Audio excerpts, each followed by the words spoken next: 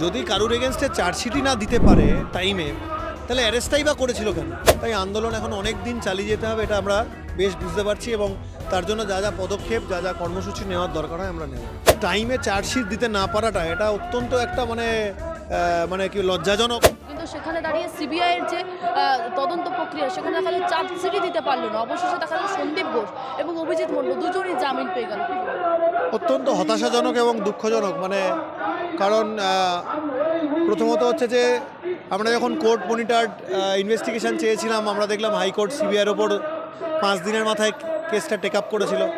Highest investigating authority এত বড় একটা ঘটনা এবং এত সেন্সিটিভ একটা ইস্যু, যেখানে নিয়ে এত বড় আন্দোলন এবং যেখানে এত বড় একটা জিনিসের পর তারা এলো, তারা 1 মাস ইনভেস্টিগেশন করলো এবং তারপরে তথ্য প্রমাণ লোপাটের জন্য এই 2 ব্যক্তিকে তারা অ্যারেস্ট করেছিল।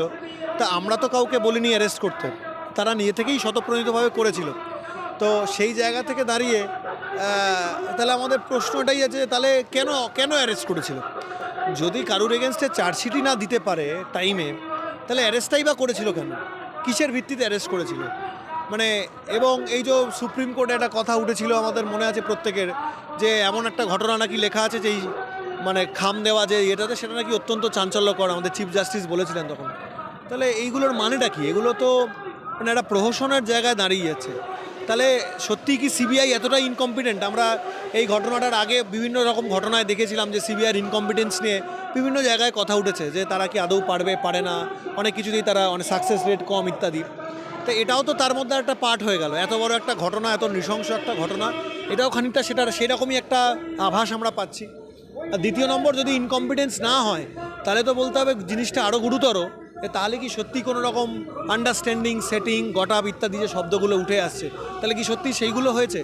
এগুলো জানি না। এই প্রশ্নগুলোর আমাদের কাল ঘটনাটার পর থেকে অত্যন্তই আমরা হতাশ, এবং আমরা বিভিন্ন রকমভাবে নিজেদের মধ্যে কানেক্ট করে, তবে আমরা এটা মনে করি যে এটা বরাবরই আমরা মনে করেছিলাম যে বিচারটা না পেলে আন্দোলন চালিয়ে যেতে হবে, এবং আমরা এটা বুঝতে পেরেছিলাম যে যখন আমাদের ওপর বিভিন্ন রকমভাবে আন্দোলনকে দমিয়ে দেওয়ার চেষ্টা হয়েছে, সেগুলোতে তখনও আমরা বলেছিলাম যে এই আন্দোলনটা অত সহজ আন্দোলন হবে না, এবং আমরা বুঝতে পারছি যে জিনিসটা যতটা তাড়াতাড়ি আমরা বিচার পাবো ভেবেছিলাম, তার থেকে অনেকটাই দীর্ঘায়িত হতে চলেছে।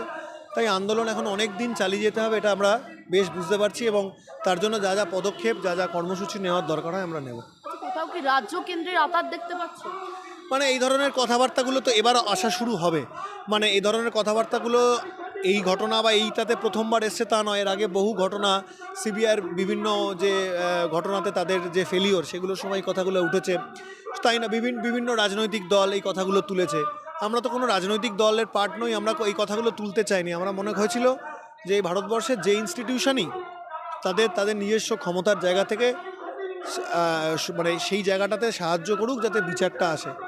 তো কোথাও একটা থেকে দাঁড়িয়ে সেই যে ধারণা যে সিবিআইয়ের ইনকম্পিটেন্স, সেই জায়গাটা থেকে দাঁড়িয়ে এরকম ধরনের প্রশ্ন কিন্তু উঠছে, একদম উঠছে না তা নয়।